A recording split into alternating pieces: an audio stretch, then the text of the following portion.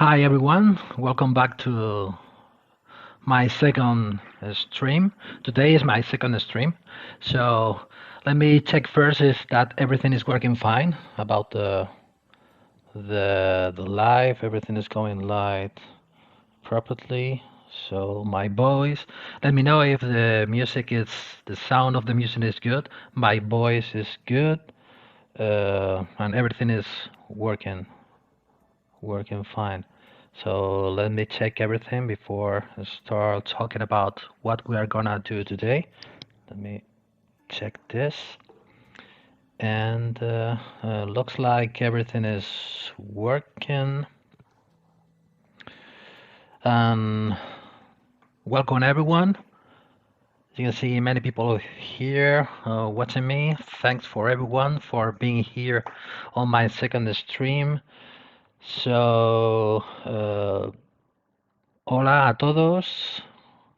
Hello to everyone for many different places, many different countries. It's a big honor for me to have all of you here watching what I'm doing, or that you find my job interesting to be here on my live on Pixologic. And thanks to Pixologic for allowing to me to stream my work, or to try. I'm gonna try to teach or to show you my way of working. And let's go. Maybe you have questions during the stream. I'm gonna try to put an eye on the chats, and I'm gonna try to answer all your questions, or I'm gonna try to be up to date to the chat. So don't hesitate to ask whatever you need or whatever you want about the stream of today while I am working, or the stream or the previous stream. I'm gonna try to answer all your questions, because sometimes there are many, and I need to be worried about to don't lose anyone. But I think that everything is working fine. Okay, let's go. For today, I'm gonna be following with this. Gonna be following with this design I started on my previous stream. On my previous stream, we were making the shape of the heart, the wings, and today we are gonna start making the stone setting on the feathers. So we're gonna be talking a lot about the stone setting, or about how to, because I'm gonna add the stones to each feather, and I'm gonna show you my way of do this. Many people are asking about the stone setting inside of ZBrush. Maybe there are many ways to do the same thing. I have my own way to do it. So it's not nothing special, or I think so. It is not nothing special, but I want to show you why I'm doing this way. So I'm gonna start planifying, start adding stones, maybe 2 or 3 to each feather. Uh, okay, you start asking. So uh, um, I'm sorry if I don't read your names properly. So I'm gonna try to pronounce it as best as I can. So Daniel, do you? Yes, you need a tablet for ZBrush. I strongly recommend you to use a tablet with ZBrush. You can work with your mouse, but you're gonna reach more potential of the software using a tablet instead of a mouse. Uh, Comics Legend is asking to me, how do you keep it is clean? I use a lot the smooth brushes. I was talking about my way of smoothing the surfaces on the previous stream. I am using the smooth peaks and the smooth valleys, where I try to balance the surface. For example, if you have the surface is something like this, a bit irregular, so you can use the smooth peaks to start smoothing these points. to start to pull them down, to start, and you are gonna use the smooth valleys to smooth this point or this point to pull them out. So till trying to get some flat surface or even almost flat surface. So you're gonna start balancing the surface using the both the smooth brushes. So you're gonna pull out or pull in depending on the area that you want. You can find these brushes. They are not of special brushes. They come by default with ZBrush inside of your lightbox. You will find it here inside of your brush folder. If you go to the smooth folder, you will find them here. The smooth valleys and the smooth peaks. Looks like a big honor if I'm your first teacher. Hola, Fexter. Okay, let's go with the stone. How do I add the stones to a design? The first thing that I like to say is that the stone setting, you know, all the people here who are jewelers or works for a jeweler, that it's my case, or trying to create the jeweler design, you know, the stone setting, it's a very tricky part of the process. There are many ways to do it. Um, but in my case, as a digital sculptor, I'm not a jeweler. I repeat it as the previous live. I'm not a jeweler. I work for jewelers. So all the knowledge that I have about jewelry comes from my clients. So because I try to do my best when I receive commissions, jewelry commissions, so try to do what my clients are requesting to me. In many cases, when we talk about stone setting, many of my clients are just the thing that they only need is a flat surface like this, like it is now the design. So we have where we have here the thickness, it is enough to put the stones on the metal. So we add the stone here. So we need, the only thing that we need is the knot thickness here to put the stone inside. So most of the clients are requesting to me this way. So don't just leave the flat surfaces with where they have enough thickness to be able to set the stone by hand by a stone setter, of course, by a real professional of the stone setting. As I said before, in most of the cases, I leave the surfaces flat, and I don't care about any kind of holes, any kind of prongs, or whatever. But another clients are requesting to me, for example, if I'm gonna put, for example, two stones here, and for example, this stone is around 2 millimeters, and here the stone maybe could be around 1.8 millimeters. The client in this case is only requesting to me just to put a little hole in the middle of each stone placement. So the only thing that I need to do is to create a hole in the middle. So after the stone setter, it's going to know where each stone should be placed. So they have to put the drill and start making the stone setting by hand. So this is another example where I only leave small holes for each stone, like this. Depending on how many stones we can put off on each feather. Maybe here we can put 3, here we only can put 2, but will be enough for them, for this kind of clients. They are only requesting to me. We can call it a guide hole. Guide hole. And where the only thing that they need is the guide for the stones, because but only by hand they are going to make the seat of the stone and the prongs.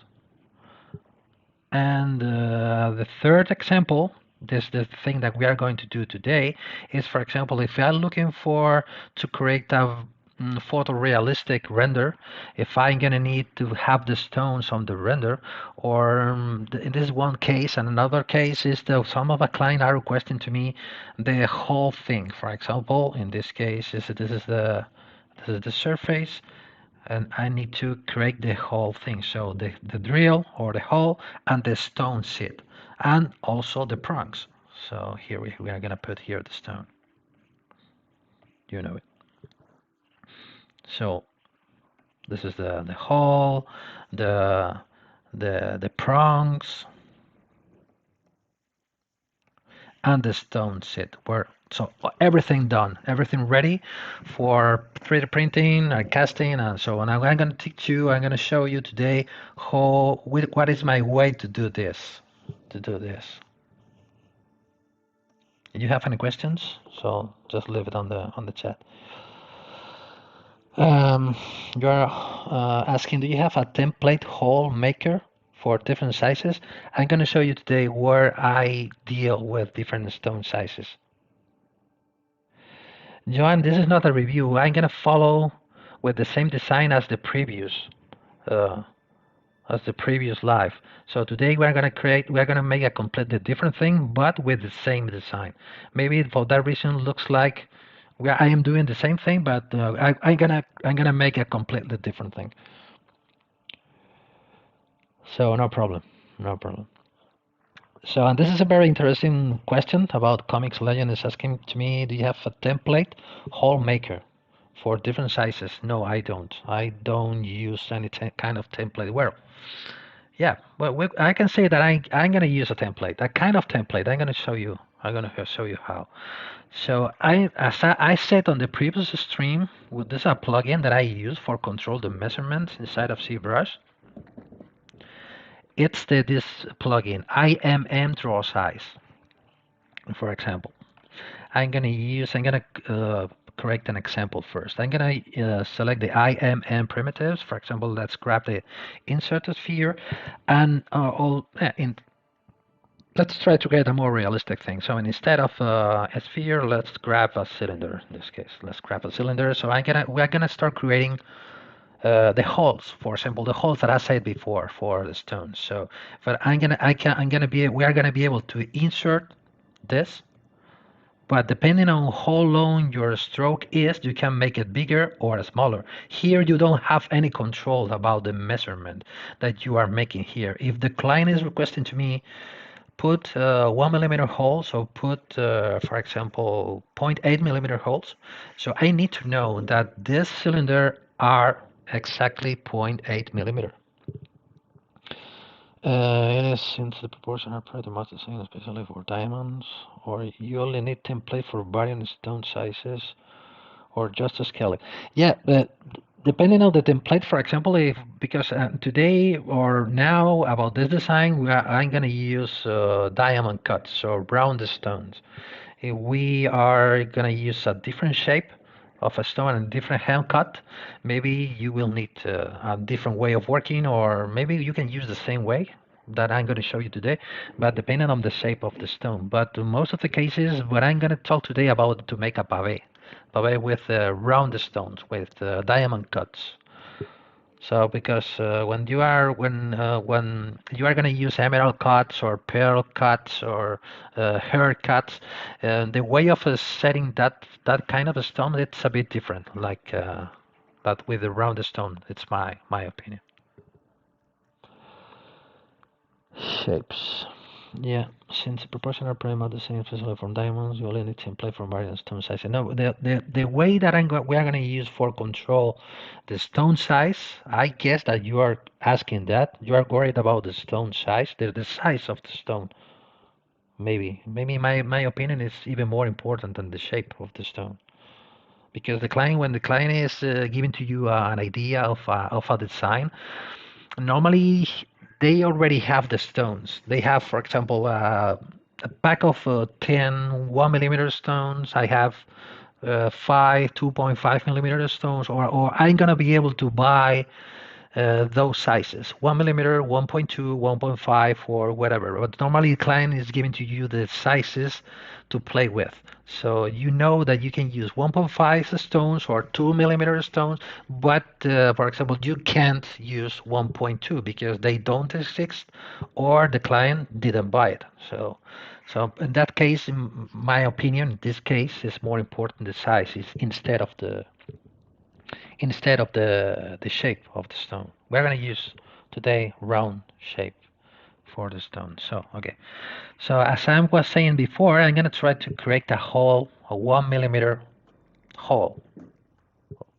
So with you can do it with a cylinder, with a simple cylinder, and or you already have insert brush which has a cylinder. So, but the way that you can control the size of the cylinder is this plugin. This is an external plugin. It is an official plugin, but it is not already installed by default with the first installation of ZBrush. You can find it on the plugin download center inside of the Pixologic website. So here, the only thing that you need to make is to set the size here, decided IMN size in millimeters. So let's say in this case 1, enter, and just click on this big button here, set IMM draw size. So at any point when you are start dragging the cylinder, when you press the Control key, ZBrush will block the size of the cylinder to the requested size, in this case 1 millimeter. Let's check it. If we have 1 millimeter, I'm gonna use the transpose lines to take the measurement from this point to this point. Here you have 0.999 units. This case is millimeter. If you want to watch here instead of units millimeter, maybe the first step to take is going to the scale master, set the scene scale, and tells to ZBrush that we are going to work with millimeter. So let's click here. And now here you have the millimeter. So this is a real 1 millimeter size drill or hole. The thing is, how do you achieve precision in ZBrush when you are placing the cutters? I'm going to show you that now. The first step to take to get that precision is to use this plugin installed in your ZBrush, because with this plugin you're going to be able to set the desired stone size. So you're going to start setting 1.5 millimeters. You can go here, click here 1.5, press enter, click here, and now when you start dragging, now another one, and you press the Control key, now you have a 1.5 millimeter here. 1.5 millimeter. I forgot to press here. This is a 1.5 millimeter hole. This is a 1 millimeter. For example, if you are looking for 0.8, so let's say 0.8, enter, click here, control, and now here we have a 0.8 millimeter hole. You can read here in the top left corner, 0.8 millimeter. You are welcome.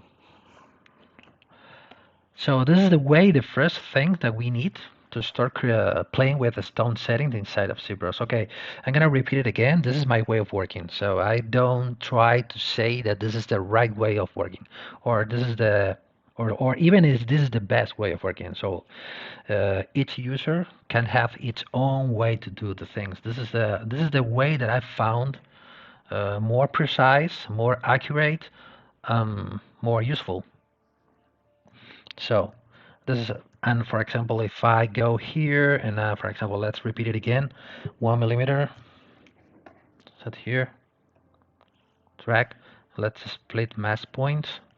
Now we can let's make it longer, even more, like this. If I start playing with live booleans, let's put this underneath. Let's click here. Here I have 1 millimeter hole. So this is the way to control the measurements. Working with IMM brushes, insert brushes or insert multi-mesh brushes.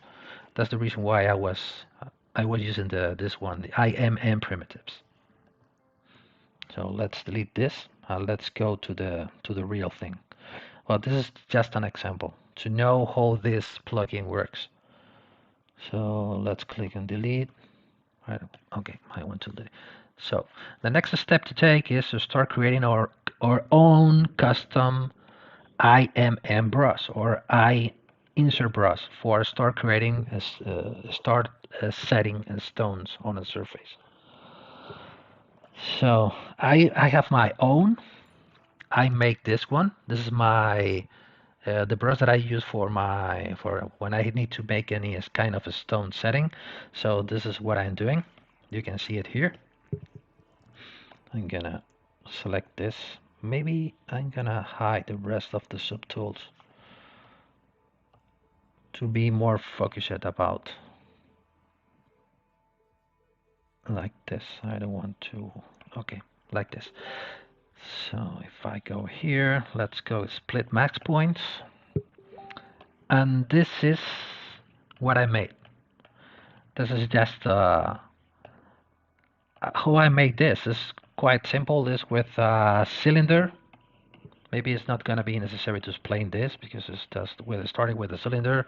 You can squeeze the cylinder and you can start tapping the top part on the bottom part to still getting something like this. I have found that there are many versions of this kind of. You can call this. This is as far as I know about the works, the right works that you can use for jewel design. This is a cutter, or maybe we are using the seat of the stone. There are many. I found different names because the most common maybe we are creating the cutter. I have seen some that instead of this shape has something more like this, something more like this instead of this angle. It is more strict on the top. Doesn't matter. It doesn't matter. And I think is the result is the same. I make this shape, but you can also you can do this. You can do this shape. But the most important thing here, the most important thing is trying to keep the proportion because I also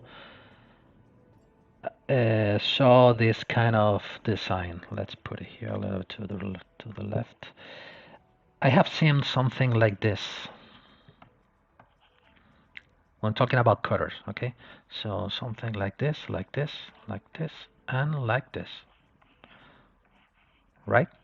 This is also a cutter where you have, when you put it on the surface, the surface could be this level, maybe.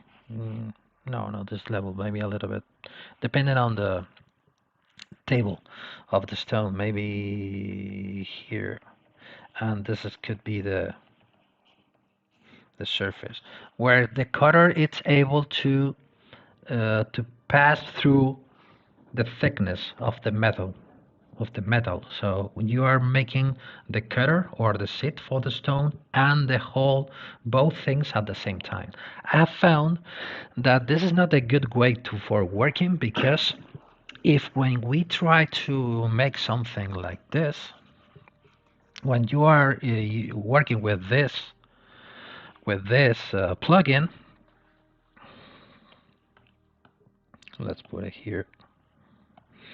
What ZBrush is reading or is what's in is when you are setting the size for the insert brush, ZBrush is setting the it is the how do I call it is the bounding box. Okay, the bounding box. So here you have a box.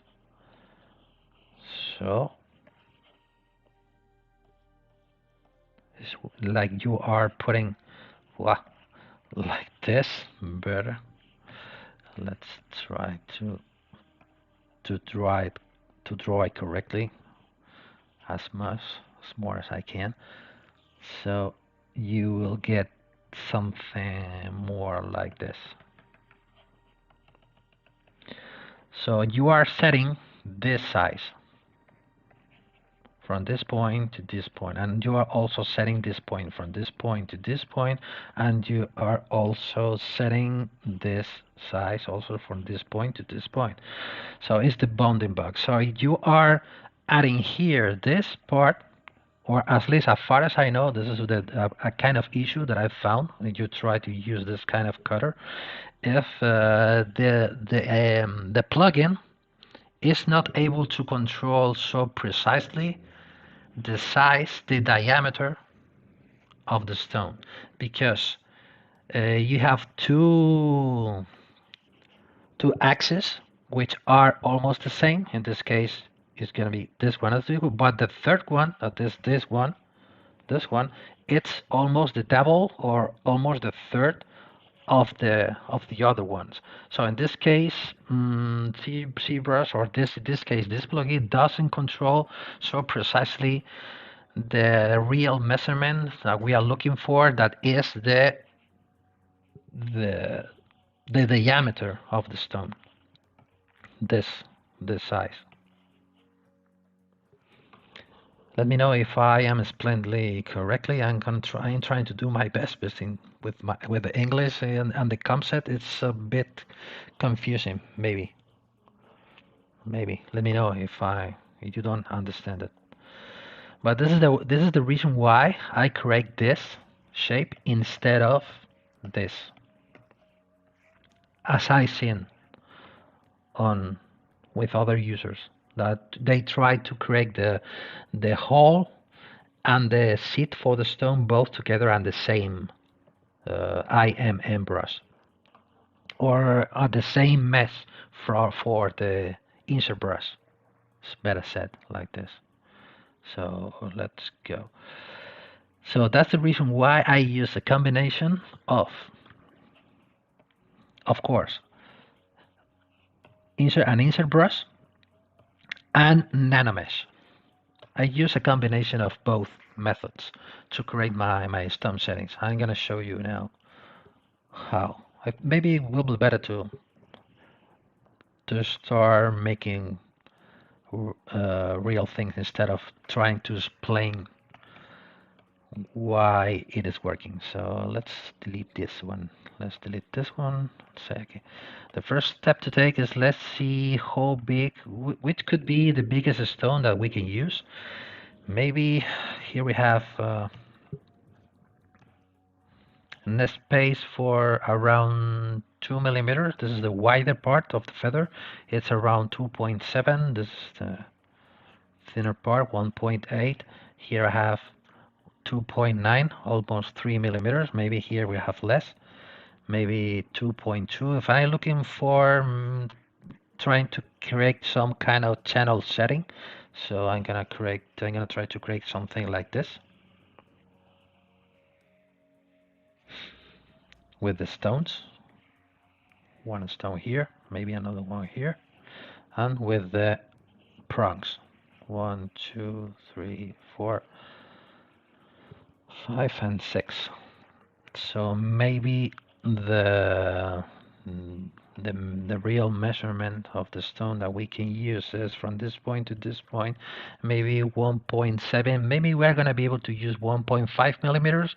In some cases, if the client have 1.8 millimeter, could be fine. Or maybe we can go from, let's say, between 2 millimeters or 1.5 millimeters for the stones. Let's start with a 1.5 millimeter.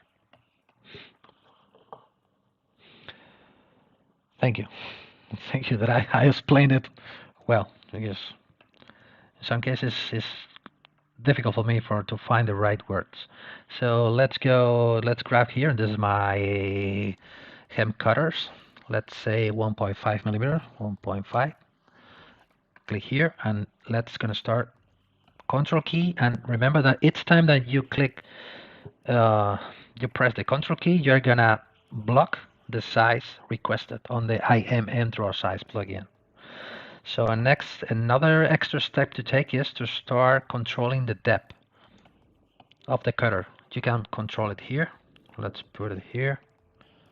Let's put a little bit more inside. a little bit more. Yeah, maybe should be fine like this. Yeah, let's say a little bit more. There you go. Here, now we have the size, now we have the depth, the right depth, so we can start making the stone placement. Let's put it here. Let's split mask points to get the stones and the wing or the feathers as a separate subtool. And let's try to correct. This could be another stone. Let's put it closer. Another here. Here we can put 3. Let's say here we can put not so close to the border. Let's say here, and that's the same here. So control to start creating the same thing here. Control, let's put it here. I'm using now the shortcuts, the Q on the W for use the gizmo, or maybe here we can use a smaller stone here for the tip. So let's create here. Maybe we can use the here bigger stones. Let's start using here like this. Let's put here another one. And maybe let's start using 1mm stones. So instead of 1.5, let's say 1. Click again. Now here we can start placing 1mm. Maybe 1mm as well here on the tip.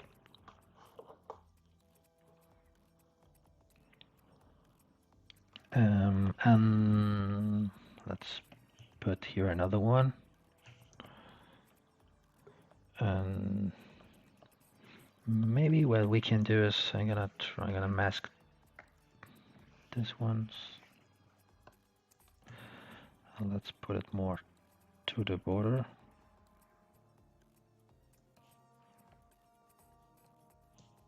And maybe we can add one more here. And here, let's say 2mm. This is 2mm, 2mm. Let's put here 2mm here. Say put 2mm. And let's use again 1.5 for the tips.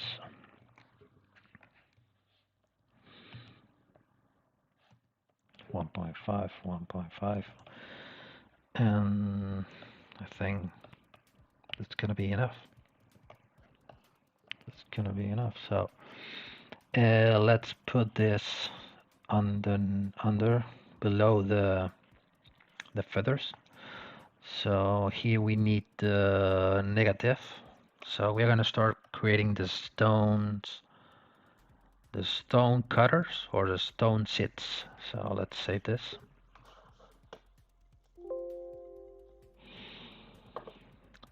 Okay.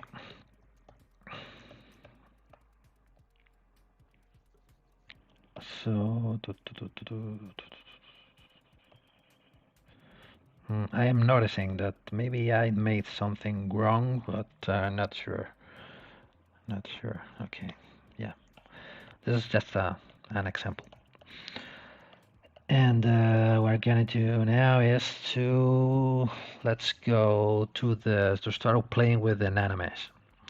So we still don't have holes at the back. We only have the right space for its stone size. For example, here we have 2mm stones here to start setting 2mm stones, and here we have for 1.5, a little bit less is good to have less space, and here we have 1mm, 0.97mm. So the next step to take is to start making the holes. This is the reason why I start making a combination of initial brush and nanomesh. Gonna click on the solo. I'm gonna turn this on the polyframe, and you're gonna see here on my custom brush, I have two elements. I have two elements. I'm gonna show you here. I have here. Can you see here this little square here? Let's make it this.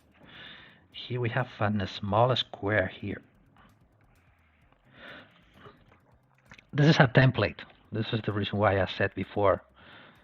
We're gonna use a template.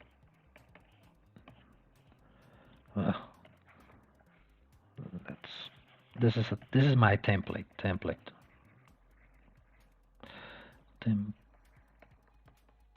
My template, and of course we already have the cutter or the sit, depending on how do you call it. You have two elements. Why do we have this template? Again, we're going to show you why. This is the clue of the process. Next step, we're gonna split the templates from the cutters. So go into the split options, split two similar parts. In this case, it's very important to split two similar parts. ZBrush will recognize that we have two elements, and depending on how similar those elements are, ZBrush is going to send its similar part to an individual subtool. So let's click to split to similar parts. Let's click OK, and now we have the cutters, and now here we have the templates, right? Cutters, templates. So what we are going to do now is let's grab the templates. Let's select the templates, and the template is not going to be necessary to keep the negative icon. Let's split here. You can see here the templates floating. So we are going to start using Nanomesh now. So let's save this again. Even if you have not enough space for some of the stones, can you possibly use Move Brush and make the wing? Yes, exactly. For example, this is the good thing about ZBrush. I love the flexibility that you have with ZBrush compared with the purely CAD softwares. For example, you can grab, for example, in this case, the Move Topological Brush,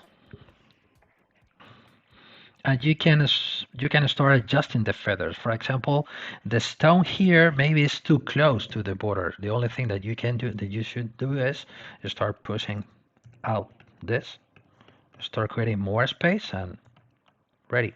So you can start modifying the surface based on the stones.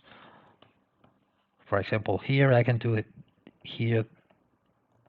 Do the same thing here. The small touches. Only starts fine tuning here to start adding more space here, or maybe I don't know. Maybe here I have a very big blank space. Maybe it would be better if we change the shape of the feathers to start getting a best balance with the stones and the blank areas, like this. So this is one of the things that I love about ZBrush is the flexibility that you have when you are working.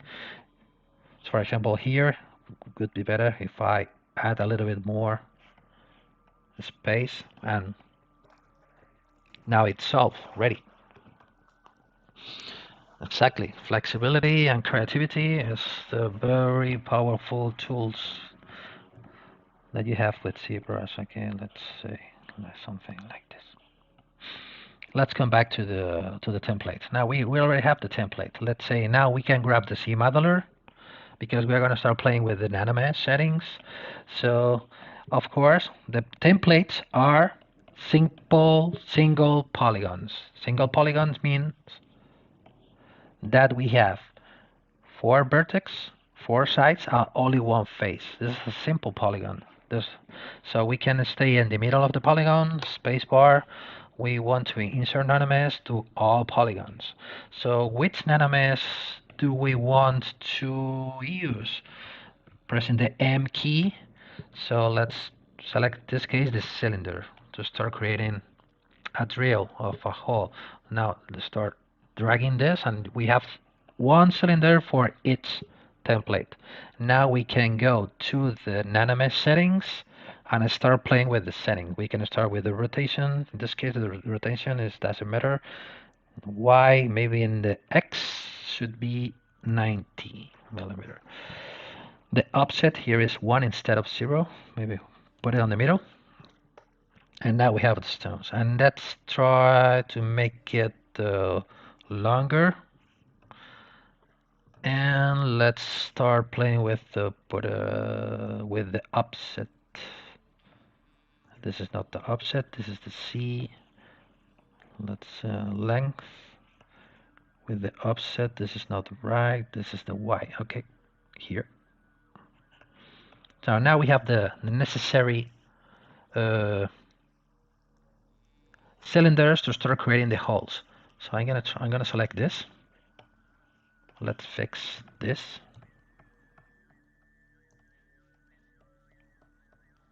Let's try. In this case, will be better to put it here. Let's leave it here like this. Because we are, this is the good way about using this method, because in some areas you have thicker parts and another area you have thinner parts. So, and the good thing about the live booleans is this, maybe this one should be, then the template should be below this. Okay, and let's make it a little bit longer, because here it's, this one is too short. So let's make it longer, like this. And if we turn on the boolean, we can start making here the holes. This is where I start watching the holes. But one important thing now, you can see here that we have been using different stone sizes. For each stone size, I'm gonna keep this visible. For each stone size, for example, this here, we can see it clearly. You can see the hole is smaller than the stone that we need for a 2 millimeter stone. And for example, for the 1 millimeter, maybe it's a little bit bigger than the size that we need. So another very good thing about the NanoMesh, you can do this. You can change from proportional to fit, and now you can adjust the size to each template size. So in this case, it's gonna be necessary to adjust it a little bit again to play with the offset into this direction. And if we watch it here, let's make it a little bit bigger. There you go. So we have adapt its hole for its stone size. Let's put it here. So we have big stone, big holes, small holes, and so on. So once we are happy with the results, maybe I'm gonna try to don't make it so long, because I'm gonna try to show you one more thing. Let's play with the length. This is the good thing about using NanoMesh with the stone setting, is because when you are playing with NanoMesh, it's like we are working in a virtual mode. You are working on a rendering mode. You are not handling real geometry. So then you can play with many different settings to start making it longer, bigger, to start playing with the proportional, with the fitting option, with the angle, many different things to play with. With the stone setting, is going to be very useful, because you can play with hundreds of the stones or hundreds of holes, all of them at the same time, playing with each single size individually with the stone, with the NanoMesh settings. That's the reason why I designed this process. Once you're happy with this, this is a method that I use. I convert the rendering mode or the virtual geometry into real geometry, and now we have this. So the NanoMesh settings, they are not available anymore, because now we are starting working with real geometry or real polygons. And I repeat the same operation as before. So going to the splitting and split it to similar parts. Always okay. And now here we have I still have the templates here. to start playing with the templates. Okay, because I'm gonna do another thing. I'm gonna start putting this each stone into each hole, into each seat. Let's save it. Yeah, I'm gonna grab, I already have here a stone here inside of my tool. This one. It needs to be available inside of the toolbox inside here. So to be able to find it when we are selecting the nanomesh. So here we are again with the templates, see modular. Now instead of the same settings as before, insert nanomesh into all polygons. So M, now we're going to use the dynamo. So let's put a dynamo to each template. Now it's going to be necessary to change from proportional to fit. And now let's make it bigger. This should be positive. Okay, and let's start playing with the size. Let's play with the depth. This is for rendering purposes, right? So where we are going to need the stones for the rendering. So let's make it. And of course, we're going to use the stones that they are going to be a good reference for the prongs. Select this. Let's play with the offset. Okay, maybe something like this. And again, convert to real geometry. And again, we have again the templates on the same subtool displayed to similar parts, and we still have the templates to follow playing with different settings, for example. So, and there you go. This is my way to start creating the setting. Next step to take is to start adding the prongs. So I start adding the prongs. For the prongs, I have this brush. This is a quite simple brush. This is created by myself, where you have the same concept as before. It's better idea instead of start. This by default is set with on a curve mode. I need to go to the stroke, curve, turn off the curve mode, so I'm gonna be able to start setting the prongs. But in this case, instead of use this, it will be better to use this using the same concept as I explained it before, about to try to get a bounding box as more square as possible, to try to don't lose the measurements with the IMM draw size plugin. So let's create this is a realistic 0.6 millimeter for the prongs. I'm going to turn this, and now it's time to start. Let's use, for example, the feathers. This is 0.6, so let's start using the depth. That's a little bit less.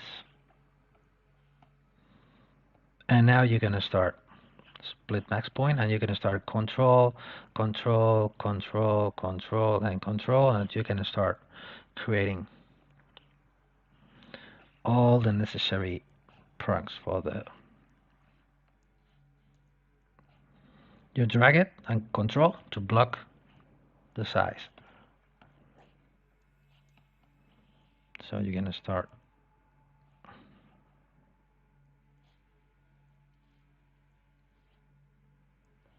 This is a big stone. Let's put more extra. The same thing here. Control and control, and you can start putting.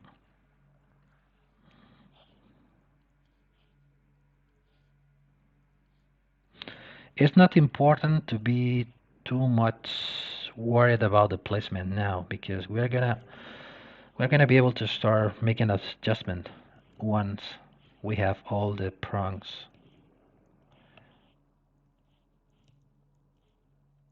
in place. So You don't have to be obsessed with the exact place, or even if you need, for example, in this case, one more prong or one less.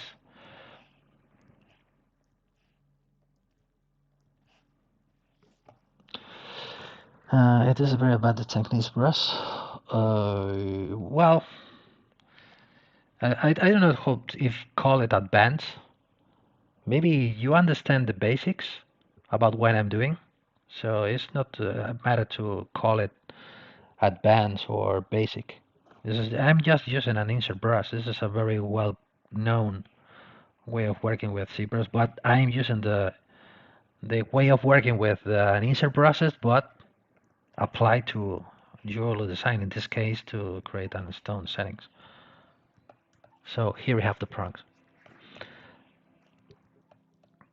For example, for the fine-tuning placement, what I do is I grab the move topological brush, I set the size as big as possible, and I start, let's turn the stones on, and I start,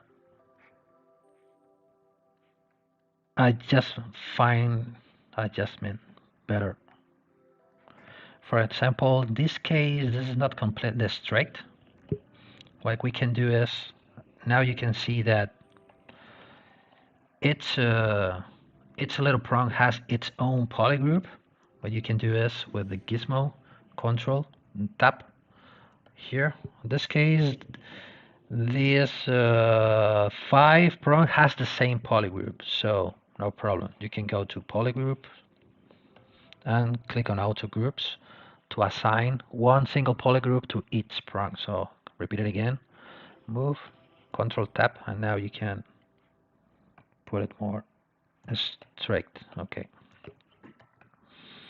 So let's start making the fine-tuning placement, or even, for example, if we think that this is going to be a little bit small, you can control tab and you can make it bigger. Of course, now we are not using 0.6 millimeter, but maybe we are creating safer prongs for bigger stones. So depending on this is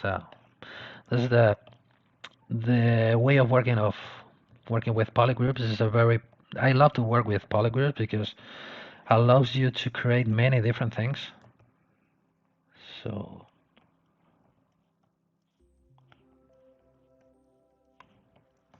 you're gonna follow, start putting here and there, and now you can the name of this program is ZBrush, of course. Okay, so, and this is the way. This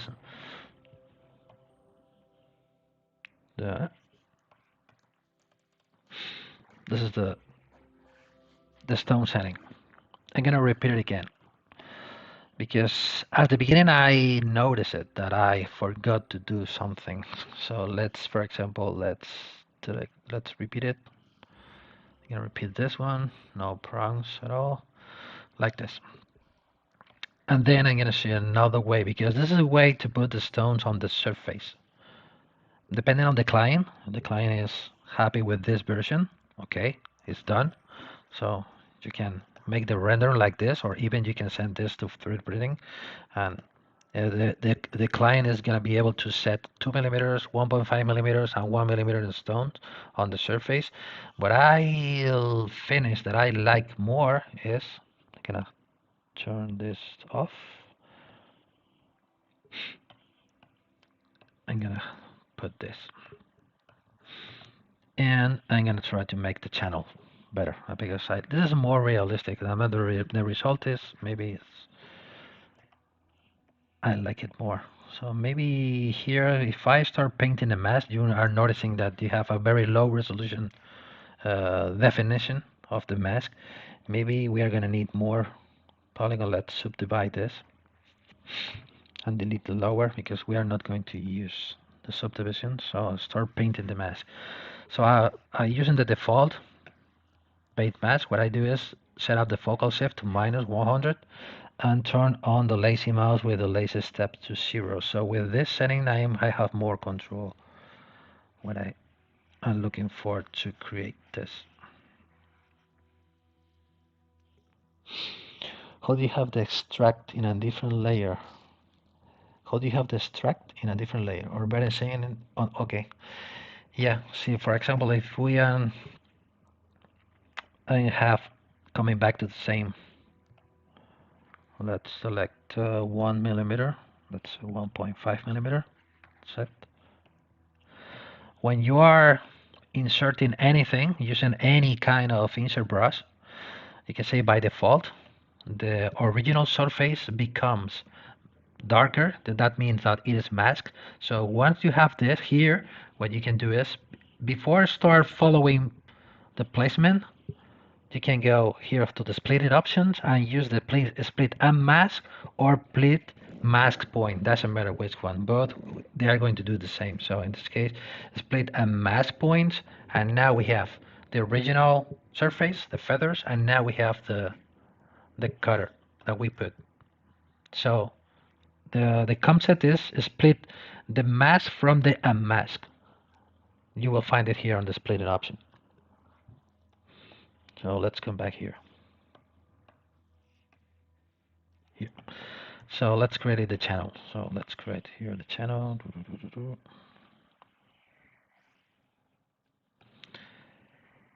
This is this should be the real work of the stone setter, where he finds a completely flat surface and he start using the right tool to start cutting out the unnecessary metal, making a cavity for the stone.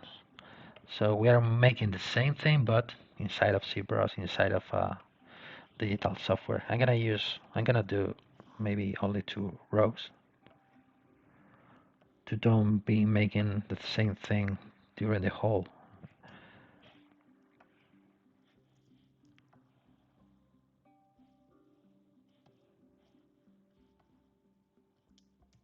Like this. No, maybe I need to make it this a little bit smaller.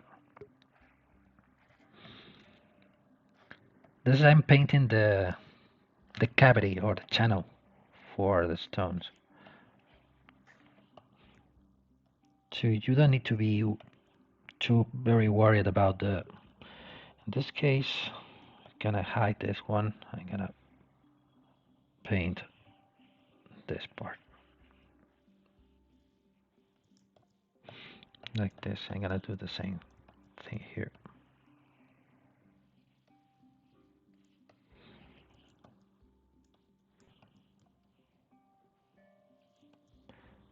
Here, and I'm gonna do the same thing here. Because I think it's gonna look nicer if we go more inside like this.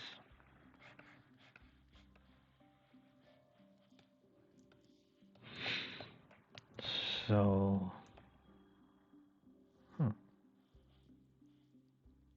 maybe I'm gonna remove a little bit here.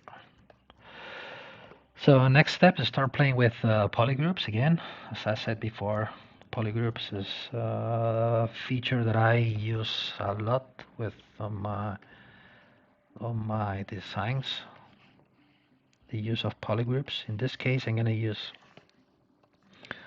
the polygroup with the shortcut Control W to assign a different polygroup to each masked surface. So once I have this, I Control Shift, I select this polygroup, and I'm gonna create a loop. A loop is like I'm gonna frame each polygroup with a different polygroup. So I'm gonna zoom in to, and I use this feature, edge loop here. You can see it here. I'm gonna repeat it. When you click it here, you are framing each polygroup with a different polygroup, like this. So and now we're gonna use the polish by feature with this open to start smoothing the surface, to try to avoid the jagged surface like this. And now I can control and tap into this polygroup, and I can start pushing in. I have an issue here. Why? Why? Why? Maybe because here we have a small island. Let's try again. I'm gonna do it everything, and then I'm gonna be able to repeat it. Yeah, that's here. I have the issue, the mistake here. It will be better to remove this. And you still have the control over the width of the wall after cutting. Do you still have the control over the width of the wall after cutting the channels? Or most of the users prefer to have 0.5? Or, yeah, I'm going to show you two ways to do this, because the control with the jewelry, I think you already know it, because the reason why you're asking that is very important, because it's not, in some cases, it's just a matter of a visual control, where you know how far you are pushing in the surface, because it looks good, it's good enough for me, so it's gonna work, because I have the criteria or I have the knowledge to know that this is gonna be enough. But in my case, when you are working with a client or you are not sure, for example, and it's much better for you to know that you are making exactly 0.5 or zero point 0.4 millimeters wall. I'm saying this.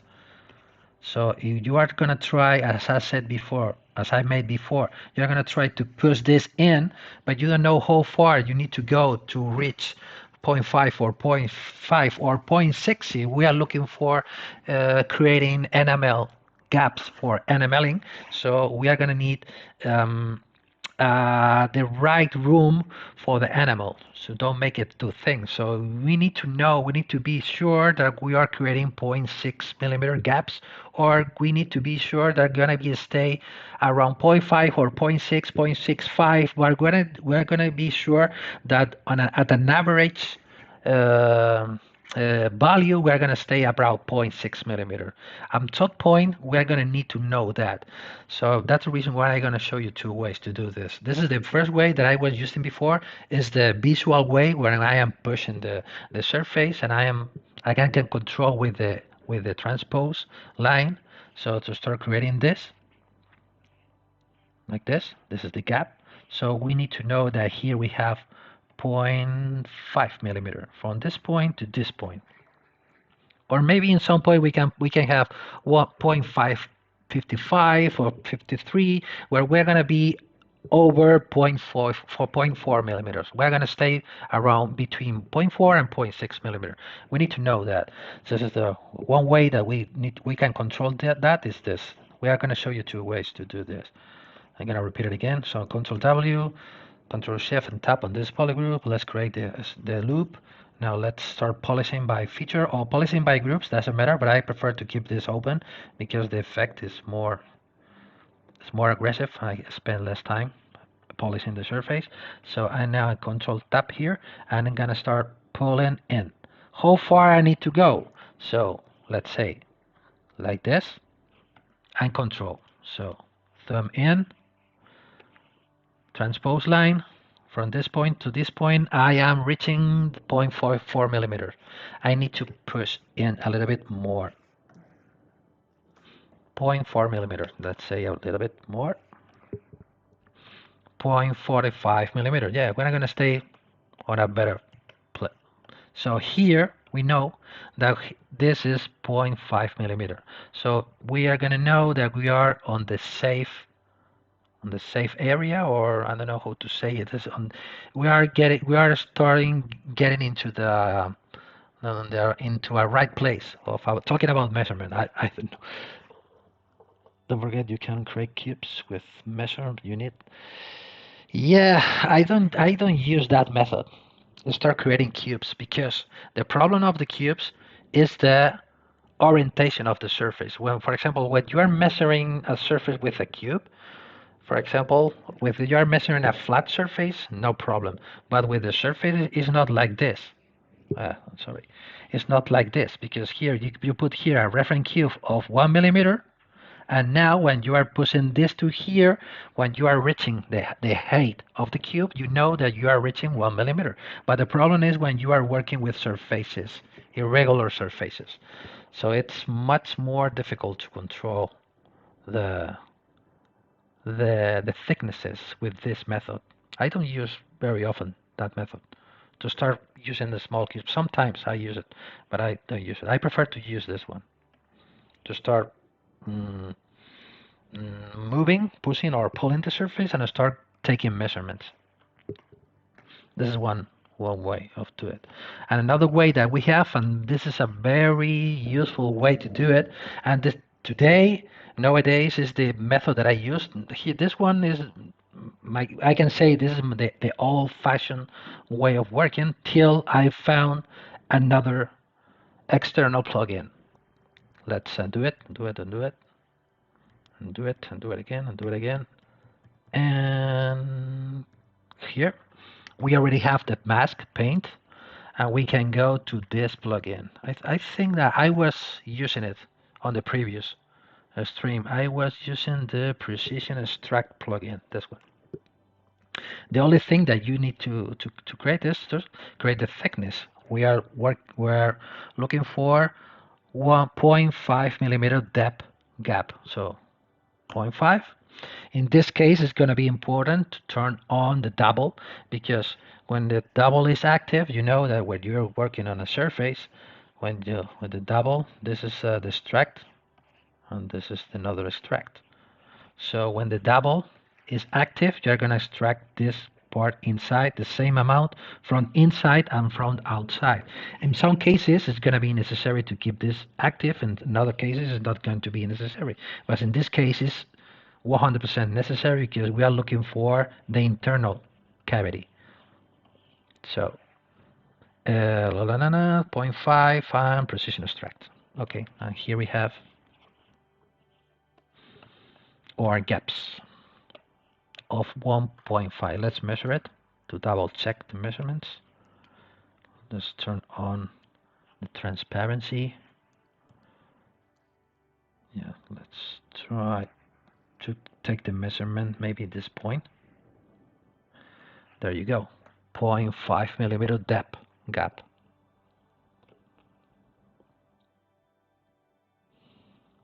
Yeah, precise extract. Yeah, this is a plugin that I've found it recently. Okay, recently, maybe 1 year or maybe less than 1 year ago. And this is for my jewelry purposes. It's very, very useful. So now the only thing that you can do now is to start polishing this surface with polish by feature.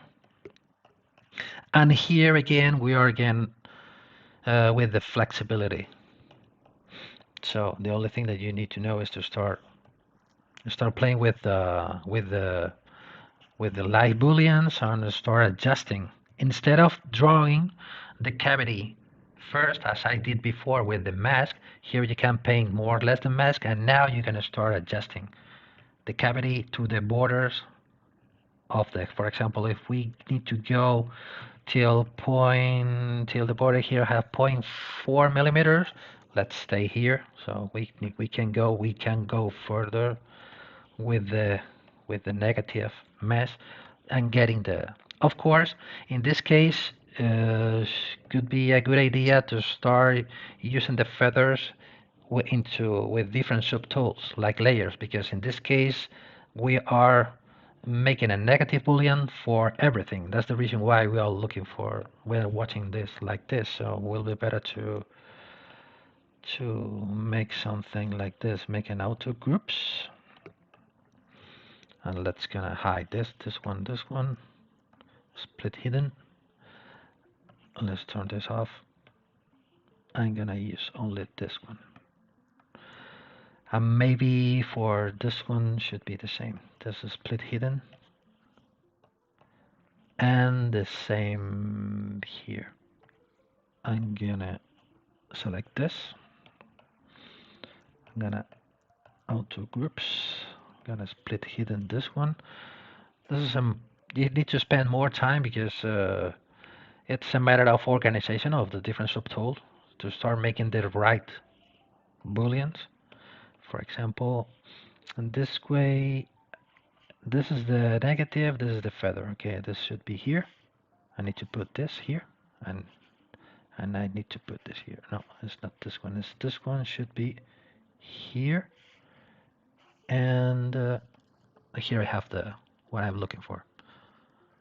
So start organizing the different feathers into different levels to be able to play with the live boolean without affecting the wanted parts of the wing. Darren is thank you very much. Glad you like it. Casting always have correct sizes. Yeah, then maybe then smaller changes. Yeah, of course. Of course. Then maybe then a smaller change is needed when finishing and setting. Yeah, of course. That's the reason why I prefer when the design request needs any kind of a stone setting. I'm talking about pavés. I prefer to just leave the blank surface and talk with the stone setter about the distribution of the stones, and he is the real professional who is gonna know better than me the real distribution of the stones, the real holes, the real measurements, and everything. This in most of my cases is what I when I'm making the stone settings, pavés like this is for rendering purposes, not for real uh, manufacturing process. In the end, it'll depend on resin you use, if shrinks too much or nothing at all. Yeah, this is another point very important with jewelry is the shrinking. Is at the end of the design you need to know. For example, if the client is requesting a 25 millimeter pendant from the top to the bottom, maybe you need to talk with him to know about the shrinking percentage, to know instead of export the STL with a 25 millimeter size, maybe it's gonna be necessary to export it with 25 millimeter point 0.3 or point 0.2 or point 0.4, whatever he says about the shrinking percentage. Yeah, this is one of the parts that I like about the jewelry is it's so tricky in so many processes, and depending on you need to play with many different elements, many different values, because when we are working inside of a computer, everything is working fine, everything looks good. But when you start printing the piece, you start casting the piece, you start polishing the piece, you start setting the piece, so you start adding more difficulties, more and more till getting the final result. This is a huge uh, knowledge that you need to know, and trial and error till getting the success with a jewelry piece finished. But this is one thing that I like to to to learn from the jewelers, from the casters, from the stone setters, and from the people who are finishing or polishing the pieces. A lot of knowledge to know before say that everything is fine. With the newer resins, well, okay, I don't know because I have been listening that new resin are coming. The new resin are much better than the previous one. In the future, when we're gonna have better resins, and we are still waiting. Or I don't know. I don't know. Maybe the brands, all the brand when they are launching a new resin, a new product, they are saying that the casting is perfect, 100% or even 90%. Well, but depending on the kind of piece that you are casting, how big it is, how small it is, depending on the design of the surface that you have some sex or not. It's a never-ending story about the resins. Yeah, well, most of the my design my designs are printed on a solid or most of the time on a project from 3D systems with a wax. So they are wax models. I'm guessing with resin, I have always good results. Yeah, yeah. I think it's a matter of know your resin, how the how your resin reacts to your oven or to your times with your ramps, with heat ramps when you are casting, or the kind of casting machine that you are using. It's a matter of trial and error. So I know people. The casting house that I use, that I work I was working in the past. They were casting the the plastic from the pens with good results. This kind of plastics that you have on a simple pen, they were be able to cast this kind of things with no problems. So maybe it's not the real problem is not the resin. It's the maybe it's I don't know, it's the flush. I don't know how do you call. I forgot the word. This is the when you are this is the liquid that you put inside of the cylinders. Here inside of the cylinders you have the trees. This I forgot the name in English. This is the white material that you put inside. This is a very important part of the process to get good results. Yes, trial and error. Yeah, it's the only recipe. Yeah, you spend a few $100 for designs and then another 100 printing. You could. Yeah, yeah. Depending, some people are making wax injection before going to casting, so they prefer to print the piece instead of with a casting resin. They prefer to print the design with a harder resin, which is gonna be able to start making molds and start making wax injections for the final casting. I know each brand or each customer has his own rules. That's why the investment. Okay, I forgot the word. The investment, the white thing that you put inside of the cylinders. Okay, so this is the way that I use. This is the most important thing about today, maybe, or maybe I guess the most interesting thing. Interesting part is the way I work with my custom in stone setting brush to create the cutters with the templates, with the little templates attached to each hole. When this allows to me to start uh, add the hole, the stones, or whatever I need.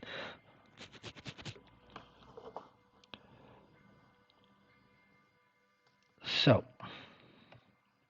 I'm going to show you one extra thing about the stone setting. This is not the thing that I more proud of, but because this is a way that I find it. But I'm gonna show you where I am.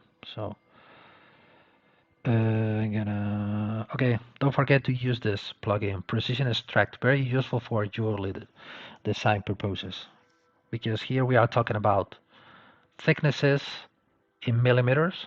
In many cases, it's going to be necessary to control the thicknesses for creating gaps or galleries for rings or for pendants. Many very very useful precision extract plugin. Yeah, see guys, it's a very good brand. It's a You're talking about the super wax. You're talking about the one that it's red.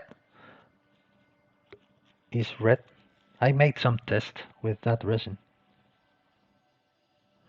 Yeah, it looks like when you are touching now the resins that are coming out to the market, looks like when you are touching the resin, looks like you are touching real wax. The scent, the feeling that you have when you are touching the resin, it's like you are having a real wax piece on your hands. It's something weird. It has maybe more than 50% of made by wax inside of the resin. Well, the promise and yeah. Oh, okay, I'm gonna show you another thing, new thing. I'm looking for my here. Okay, of course, now the stones distribution that I made before, now it is not it's not useful. So once we have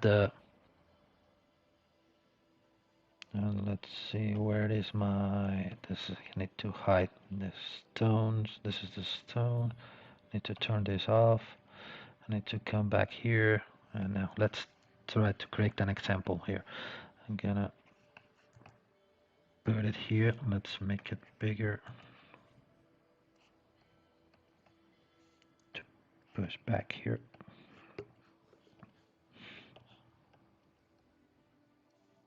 And here. And then let's try to control this.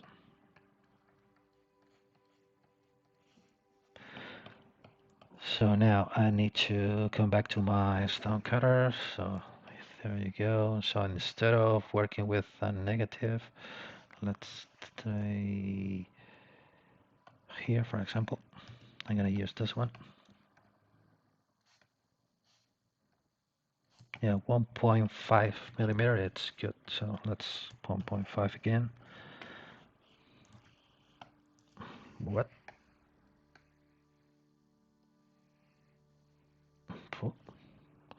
Oh, 1.5 with this one. 1.5. No, but not here. Here, I was using the wrong plugin. 1.5. There you go. Another stone. Another stone. Another one. Another one. Let's start making bigger stones there. Okay, let's start using 2 millimeters.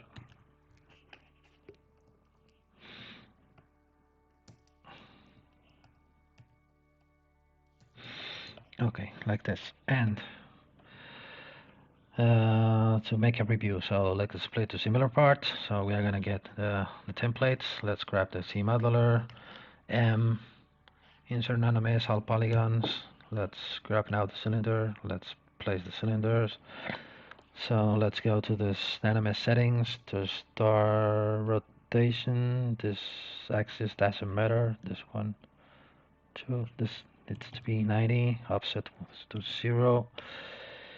And let's make it fit. Let's make it longer, not so long. And C offset, no. X offset, no. Y offset, like this. Okay, I'm gonna put this to check that I am using.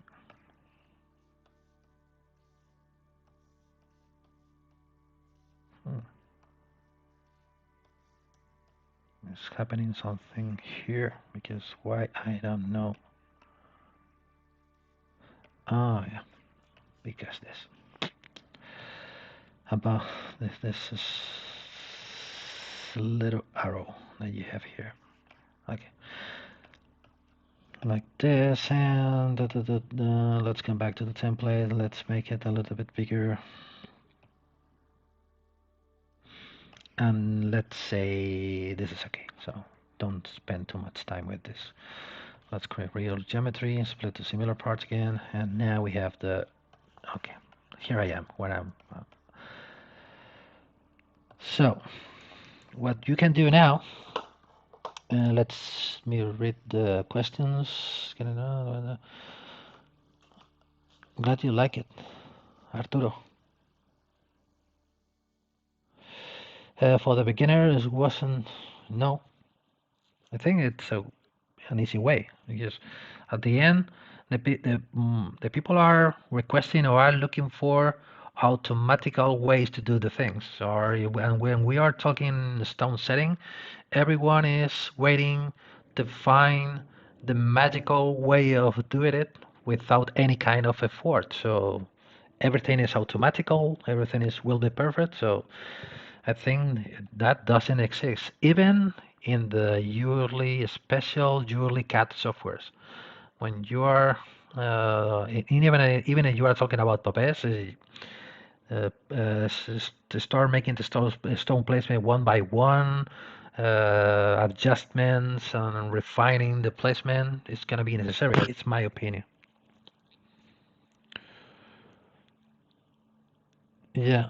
Yeah, well, depending. Yes, if the client is requesting to me less stone, so okay, we can put less. Will be less expensive, of course. Yes. Yeah, it depends totally depend on the client. And I started talking at the beginning. So depending on the client, some client are requesting everything ready for printing casting, and then only they are looking for only just to push the stones in, and that's it. Another client who works, in my opinion, more professionally, so prefers to leave enough space of enough thickness and do the stone setting by hand, depending on the client. But I'm gonna show you this process. Okay, this is gonna be uh, in this case we have a problem here because you can see here this is not enough thickness here because the feather is as we create the box or the gap to create this kind of channel for the stone. This is not good enough. This is not good. This is in this case is almost good. In this case we have real problems here because here we don't have enough material to set. This is not going to be possible. What we can do, of course, what we can do when do is there's one trick. In this case, I'm gonna select this because I need to grab this surface and pull it out to try to make it thicker to get more metal on the back. How do I do this? This is the brush that I love it. As I said on the previous stream, this is the Move Infinity brush. Let's make it bigger, as big as possible. Too big, very big.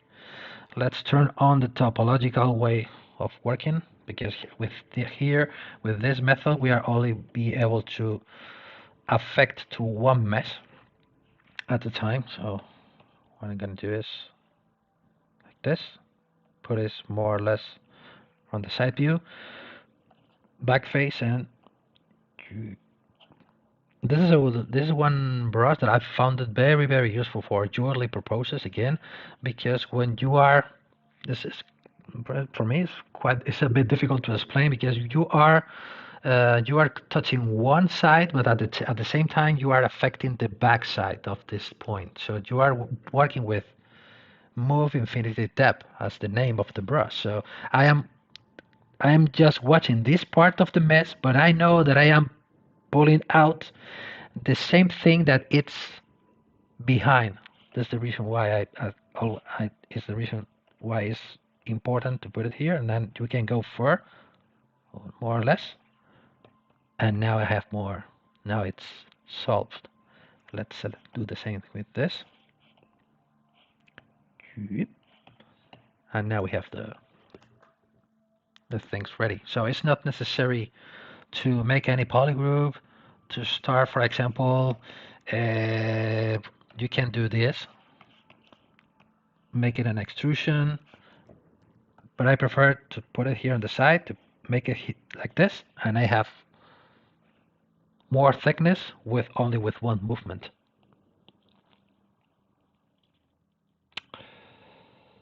It depends on the client. Yeah, you are right. So many use proxy mesh sent to matrix. I don't understand what you mean, but so many use proxy mesh sent to matrix. Is that proxy a plugin? What do you mean about proxy? Hello, proxy mesh. Well, I use the proxy to send from ZBrush. I would say okay. Then maybe it's a kind of plugin or tool of Matrix. Yeah. So, okay, so let's go to the important thing. So let's make it bigger. So I think I need to create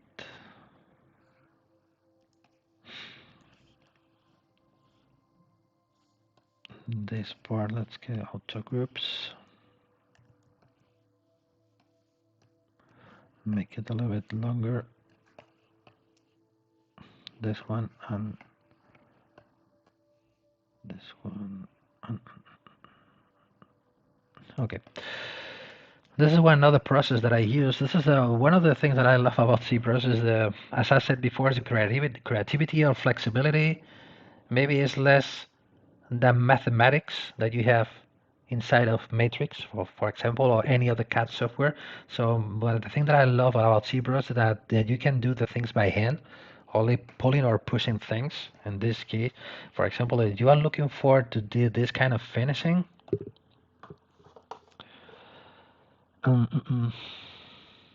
ship the approximate. I need to go. Okay, no problem. Thank you very much that you love my streams. So, okay, no problem. So what you can do is, if I grab the move topological brush with the IQ curve active, and I start making this.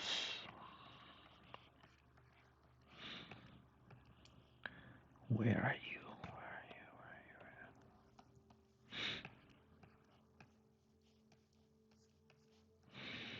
you? On the back.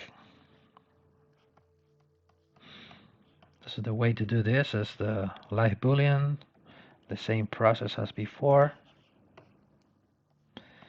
And for example, you can start making things by hand. This is, as I said before, this is one of the things that I love to make with ZBrush. That is just a matter of play with the shapes, play with the forms, and you can grab, you can get,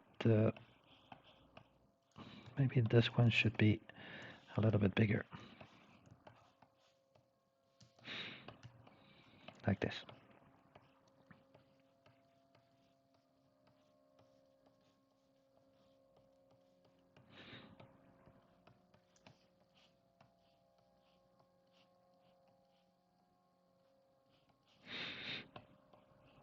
And the same with this one. You can see what I'm doing. I'm almost destroying or making weird forms on the back, but the results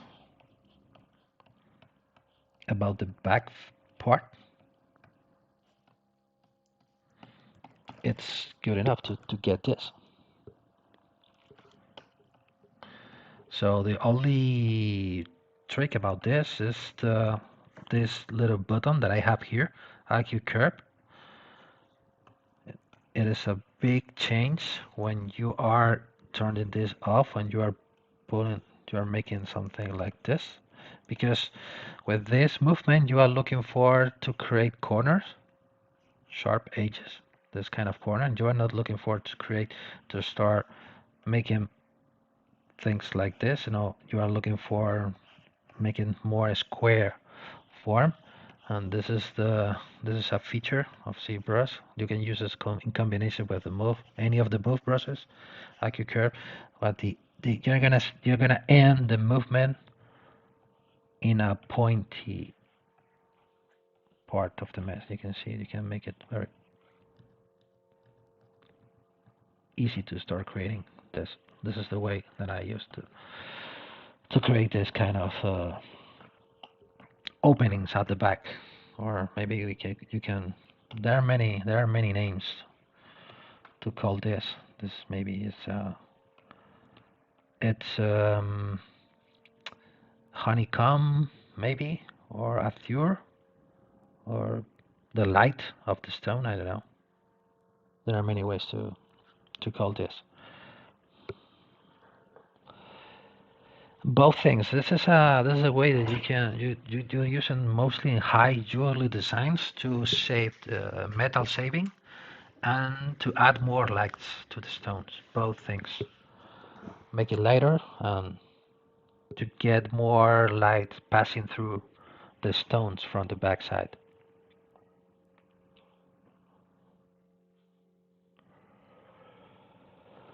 Okay, so This is just I made this just for an example. Let's come back to the previous stones without this and without this. And now we can going here, coming back to here, coming back to the holes, the stones, and the prongs, where the prongs are. Here, here, or here. And this is the wing. This is going to be the... I'm going to push this back again.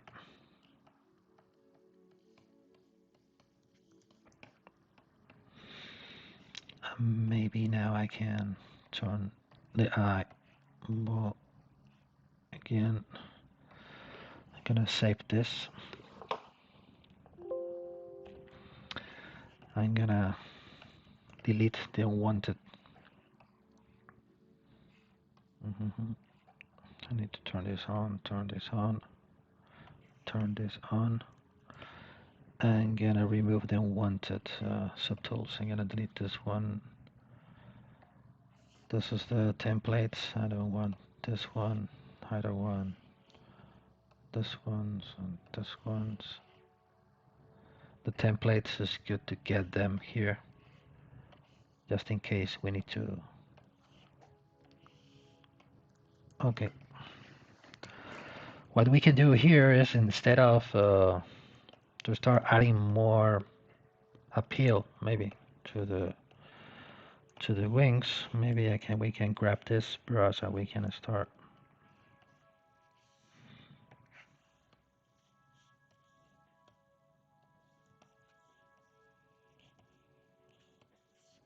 We can adding this kind of lip.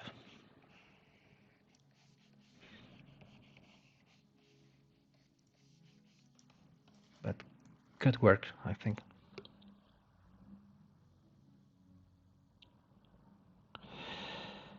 Yeah, let's see.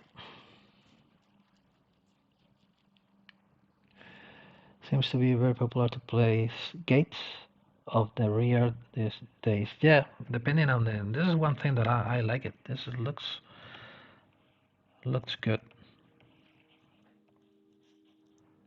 The opening at the back.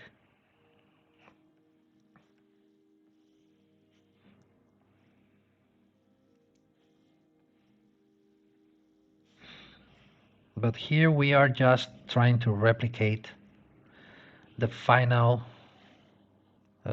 finishing of a handmade stone setting.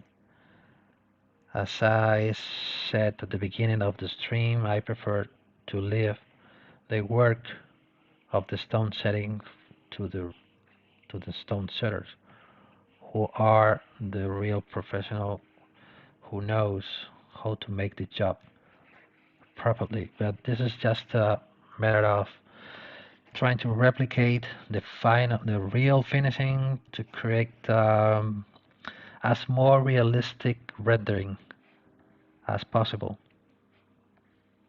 But when you are creating a ready for manufacturing design, some of the processes that you are using, they are very different than the ones that you can use if just you are designing or you are just creating a piece just for rendering purposes. But anyway, even if you are making a piece for rendering purposes, one thing that I like to create is even there, if I am just developing a design for possible future manufacturing process, I like to make it as closer as possible to the real manufacturing piece, to try to make at least as more realistic things as possible. Try to don't make so So things that they are not possible to create or they are not real. So you can see, for example, that you are using very tiny prongs or very thin pieces of metal or very thicknesses very small. You can you are noticing at the first time that you are using that kind of designs that this is not going to be possible to cast, or then this is not going to be possible to manufacture or even to print it. So I prefer to keep in mind always the manufacturing processes when I am designing or when I am just creating an ideas of jewelry, because some of the design that I make just for with in mind the designing process, because it's not for a client, it's just for me. Just I'm just trying to design a nice piece or an interesting design. After I were requested to print it and to cast it, and I was using the original design idea, using the same design just for manufacturing with just little small changes to try control some thicknesses or distances, and to have a model completely ready for manufacturing. You never knows when what you are designing maybe in the future can be casted on or manufactured. I am using now the back face mask to add more thickness at some point. And again, I'm ready to apologize this again. Let's correct a double amount.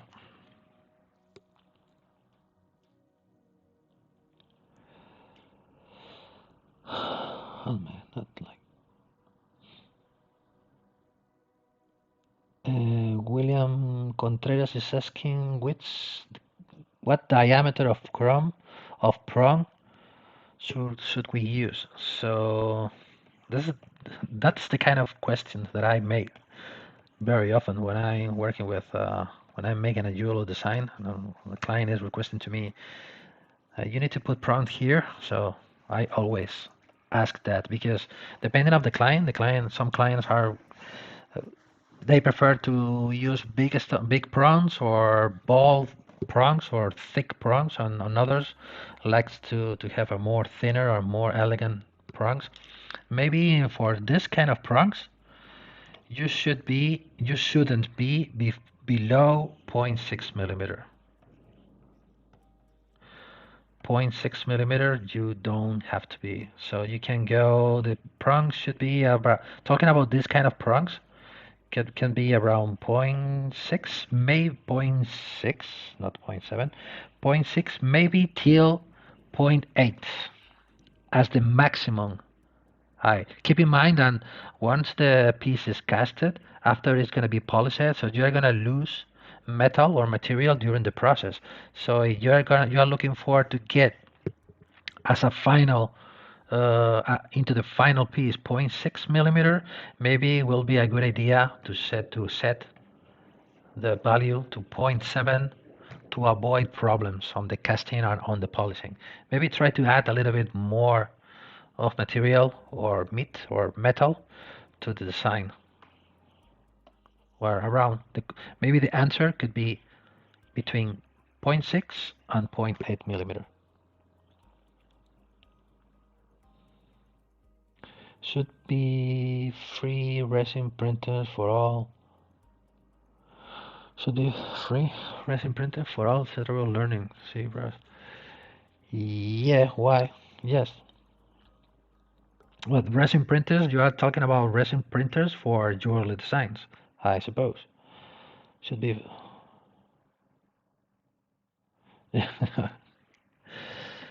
Okay, so and this is how the heart is looking.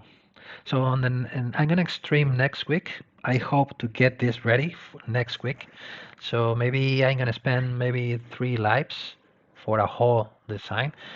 For the next stream, we're gonna make the backside, because here on the backside we are gonna create a kind of filigree on the back as an open work, because I'm not sure if the heart is gonna be like a gel, like something like this,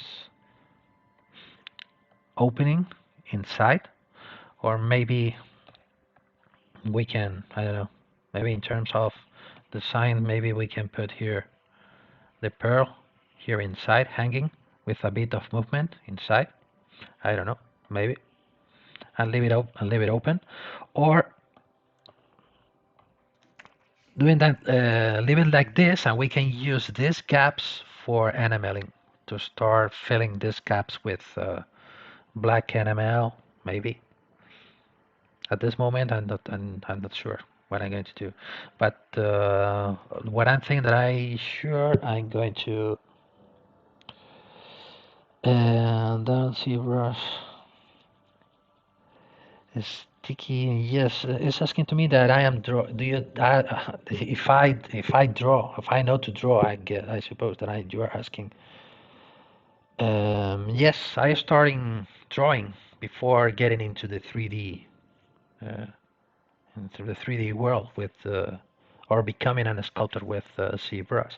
I starting painting and drawing with traditional media, with pencils, acrylics, not oil, because oil I found that it was a little bit difficult for me. I was using most of the time acrylics, and I spent many years making airbrushing illustrations, T-shirts or motorcycle helmets, things like that.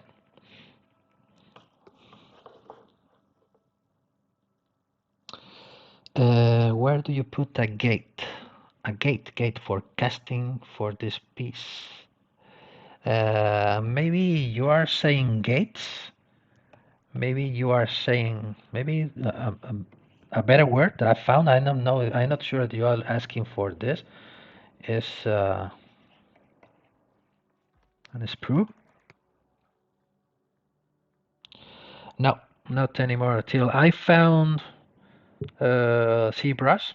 Now my brain thinks always about in a 3D space. So, and even I think that I lost my drawing skills at some point. I don't know why, but I now I need to be able to rotate and to see it into different angles.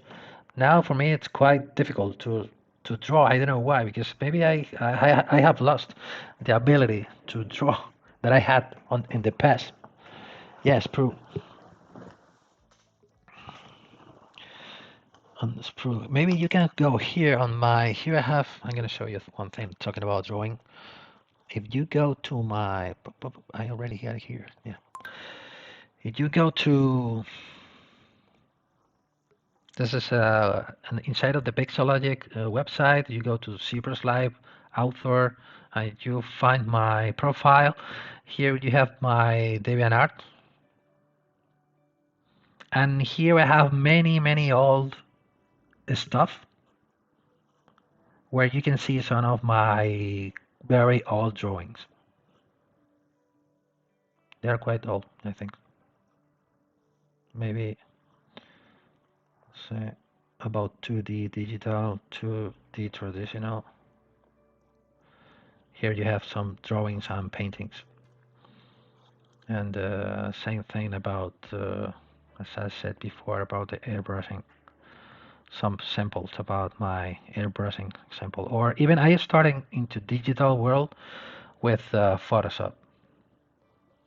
They might jump into the 3D world directly with ZBrush. So now you can go to my DeviantArt profile, and you will find many all works for me. Yeah, the sprue. The sprue. Okay, one thing that we are gonna do is this is one thing that we are gonna do in the next stream, because this is not just a matter to create a nice design. The next step to take is to start planifying the assembling. So we're gonna get different elements on this design. So we are gonna cast it and assemble it into different parts. So this is going to be easier to put the screws. So for example, for the wings, we are going to have maybe we are going to have the wings as a one part. This is what I have in mind today. This is going to be one part. So here with a pin, with a male and female connection. So the heart with this part is going to be a different element with this, and the wings they are going to be another element.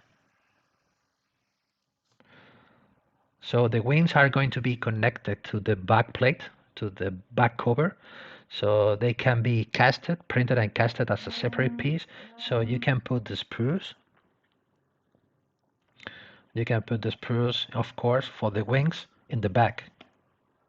Maybe you can fit here, you can put here, maybe something. I don't have a lot of experience about the spruing.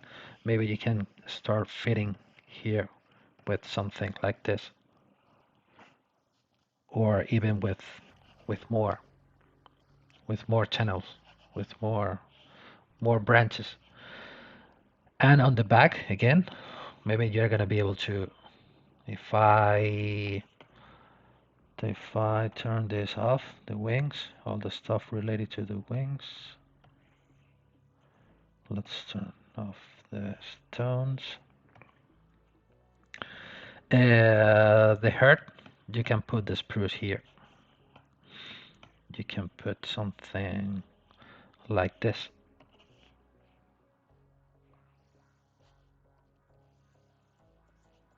With a big channel in the middle, with different.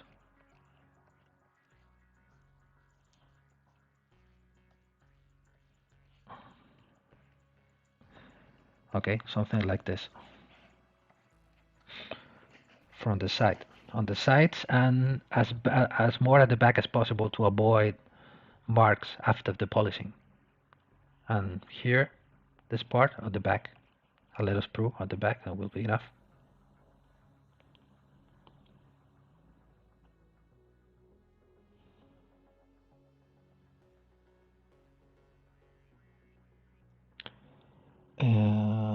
Hi, Forza or Forza? I don't know. I don't know what do you mean with transmission towers. I don't know. This could be, but the same as the stone settings. Well, better to talk with the casting house to know more about how do you sprue this design. But the big rule, is as more hidden parts of the model are with you should use the part of the models of the design that don't have too much detail to try to avoid destroy as less detail as possible, and try to put as thicker sprues as possible. So if you are not able to put a very thick sprue, try to put more than one, two, three, as many as possible to try to try to make the metal flowing as best as possible. So I don't have a lot of experience about that. I don't worry about that part of the process.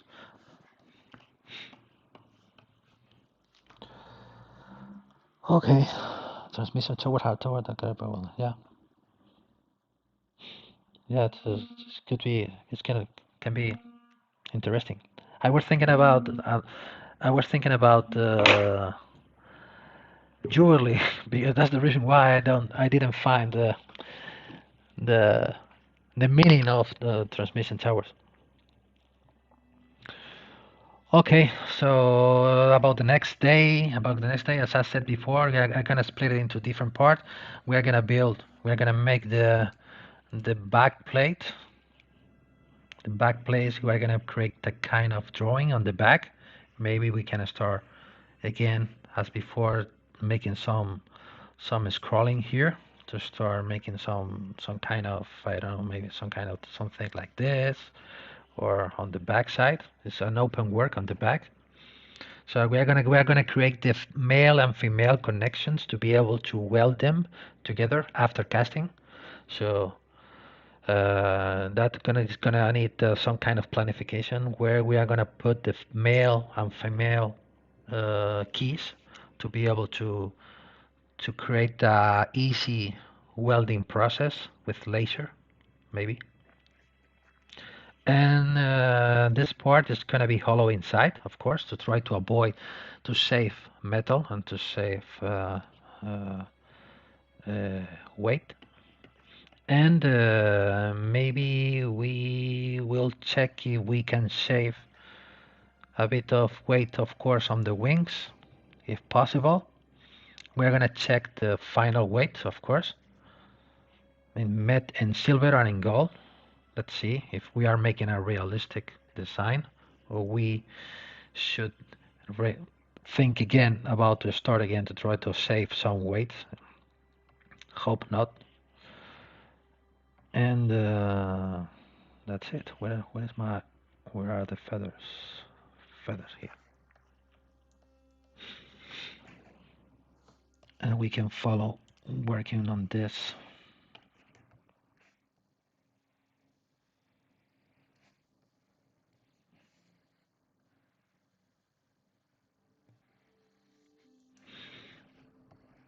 To start refining.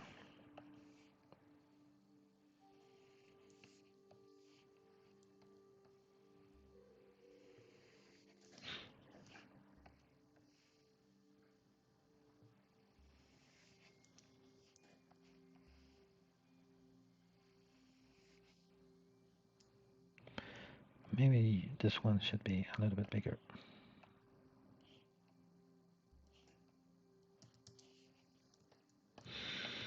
And we can play with this, for example, to make it longer.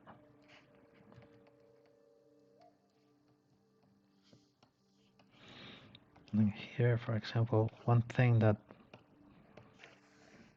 here we can put 0.7 as we made before. 0.7.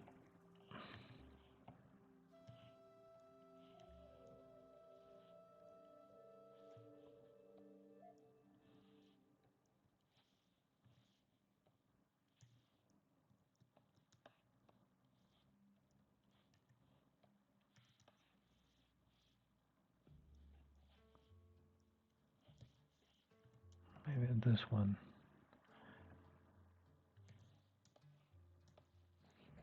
And this, I have a problem here.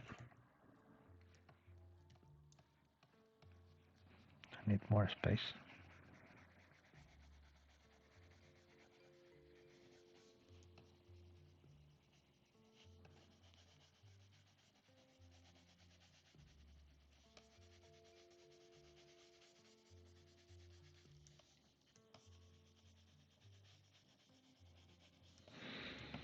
This is a brush that the brush that I'm using now is a brush that I use very often to do this. This is I think this is not a well-known brush. This is the Form Soft. I didn't see many people who were using this brush. But it's a brush that I like to use it because it's push the mesh in or out perpendicular to the normals.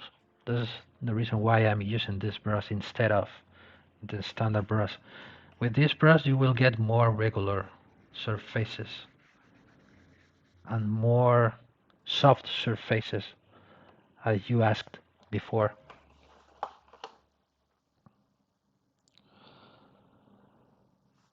Open work. Open work gate. Yeah, gate. When you are, Darren, you are talking about the gate, you are talking about the back part. This is the back plate or the. I found many people are calling this a lining. I don't know if it is. I don't know if it is double N on or single N lining. Well, it's the piece that you use for cover or to hide the back parts of the designs. It's the gates or gallery. gallery, maybe, I think it's double N lining. We're gonna make the gallery or the gate, back gate, the next week. Same day, Wednesday. Yeah.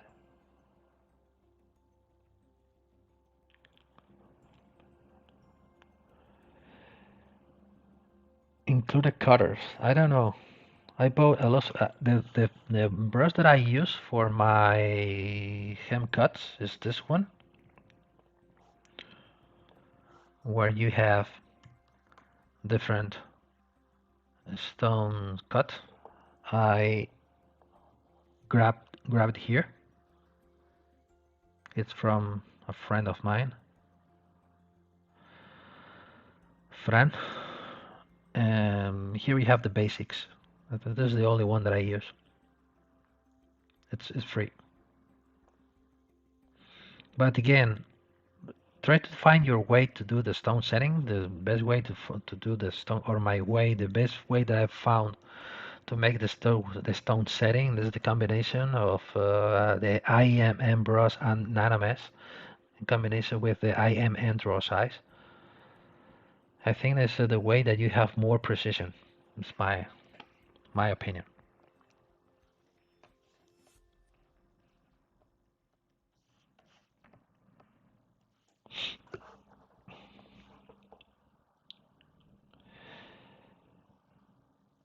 Yeah, this is the only thing I'm gonna explain how I did it, because maybe I forgot to explain it.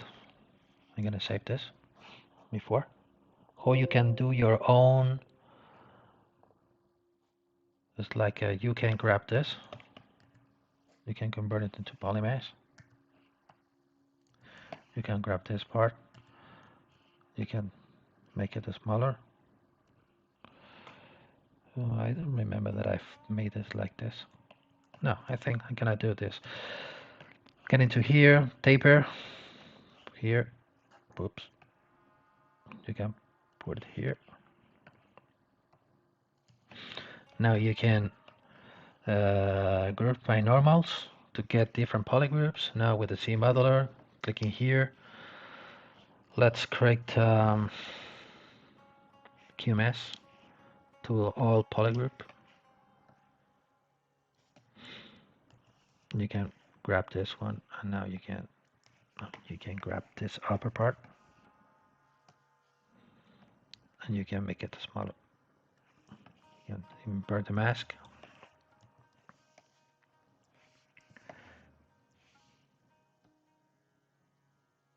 And you can, for example, this is going to be more or less then the only thing that you need is the template. The template, you need to get into the primitives, select the plane 3D. Before clicking make polymesh 3D, you should go to initialize, and you can the H divide and B divide to 2 to get only one polygon. Now you can convert it into polymesh. Now you need to come back to your set here and append the plane 3D we set before. So now let's rotate it 90 degrees to the other direction. Put it here, make it smaller. And now you have your template. So now you need to merge them both together. Merge down. Okay. Put it like into this view. Get into the brushes. Create insert mesh. We want to create a new, and now you have your insert mesh with a template in the middle of each cutter. Here you are asking to me, did I use Maya? No, the ZBrush was my first 3D software that I used. I came from the 2D world, so I went from traditional way of painting to Photoshop till I found 3D works on the internet, and then I found ZBrush maybe around 13 years ago, more or less 13 years ago.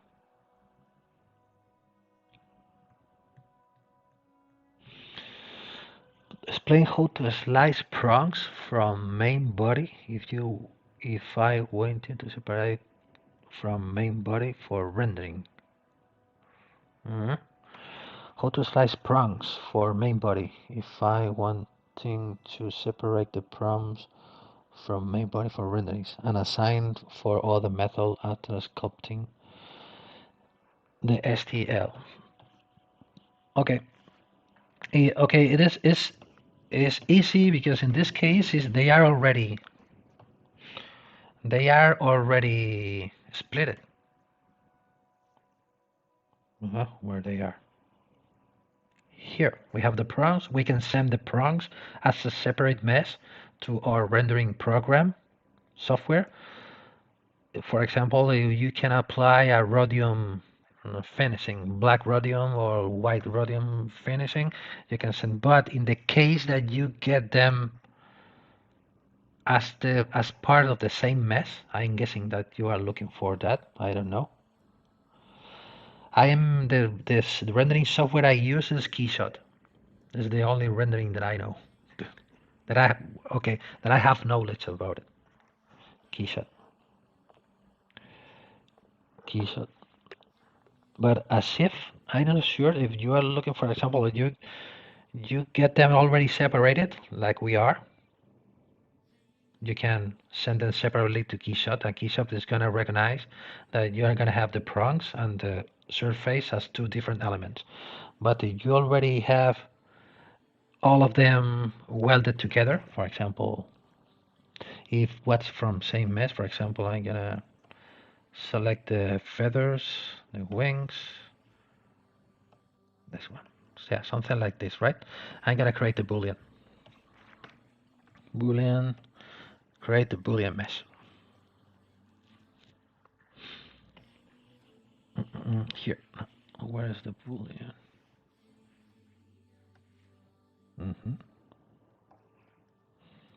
Boolean. Yeah, yes. They are okay. Let's see. Where is my boolean mesh? You miss. I lost. There. Okay, here. Okay, no problem. Let's select this one and append the prongs. Now merge down. Gizmo. Click it here. Remove by union. And we already have everything booleaned. Let's click split to parts. No, okay. Split apart. Mesh is not composed by multiple parts, so that means that okay, you can have this scenario. You can split it based on polygroups. For example, you can start selecting polygroup. So once you have all the polygroups you want to split hidden, you can go to the split option and click on split hidden, so you will get them separate. But even if you have the tools like this, I didn't try Blender before. Well, I was trying to start learning Blender maybe around 12 or 13 years ago, and it was completely crazy for me because I didn't have any 3D background, so it was impossible for me to learn how a 3D software works. Till I found ZBrush where I can graph a sphere, start modifying the surface till getting something similar that I have in mind. Of course, during the years, I was learning more and more stuff till be able to make more complex things. But I found that ZBrush was the only software that allows me to start creating what I wanted. So, or something similar, pulling and pushing polygons. Okay, see, you have something like this. For example, I don't know if you already have, for example, the mesh decimated. For example, if we decimate the mesh,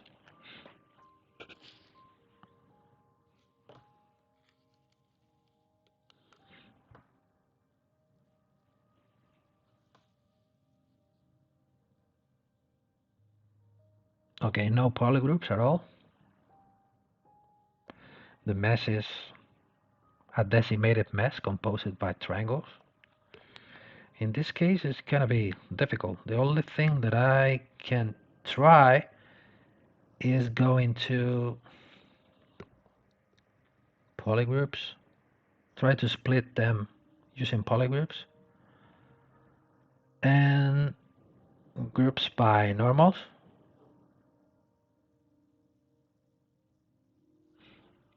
And wait. There you go. And when you have this, you can Control Shift, click here, split hidden, and there you go. You get the. You can close holes if necessary. Maybe it is for rendering. It's not going to be completely necessary, but if you want to close the holes to send solid parts, you can do this, and you can close holes, and you have everything now into two different. You can, for example, you can paint this with red. You can send them separated. So try with. You can try polygroups, groups by normals, or you can use inside of the plugins. You can use polygroup it. Let's see. Let's come back again here. This is not a plugin. It's not very familiar for me. The polygroup it plugin. Where are you? Polygroup it. You will get this, and you can start. You can see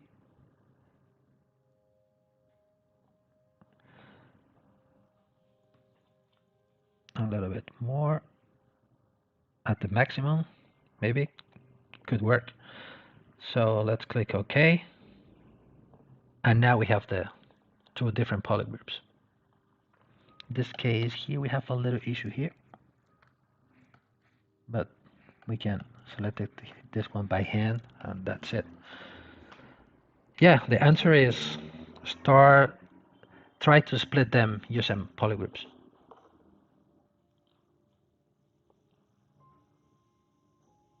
Okay, so we are gonna wrap up for today.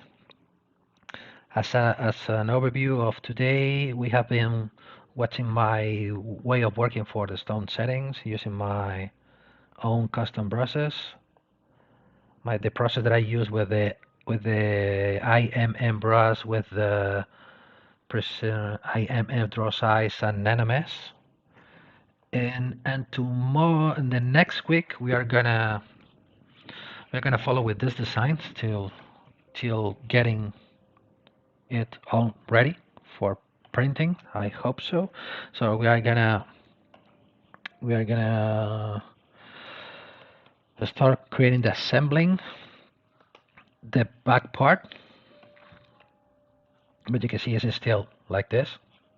We should be cut it out the back side to start making the back part, and start splitting into different parts, and start planifying the assembling process with the female and male keys. And that's it. Thank you very much for being here during the whole stream. If you have the chance to see the streams to do tomorrow or the next week, if you have any questions, you can send me your questions. You can put your question on the video comments, or you can send me your questions through my social media links. Again, if you go to the Pixologic website and you go to the community, ZBrush Live,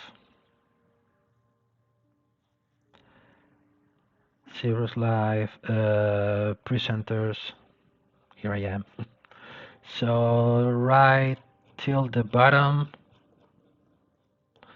here you will find all of my social media links, my Facebook page, my Twitter, my Instagram, my Behance, my DeviantArt page, my Pinterest page, my YouTube channel.